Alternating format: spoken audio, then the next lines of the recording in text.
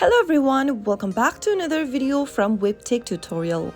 In today's episode, I'm gonna be showing you how to change your profile picture on Sweatcoin. So without wasting much of our time, let's dive into the video. First of all, open your Sweatcoin application from your app drawer. Also, make sure to log into your account. From the main homepage of Sweatcoin, go ahead and tap on your initial at the top left. Now, this will open up your insights. Tap on the pencil icon at the top right and then tap on Change Avatar. This will then take you to your device's photo album. Go ahead and select a picture you would like to use as a profile picture. And you have now updated the profile picture.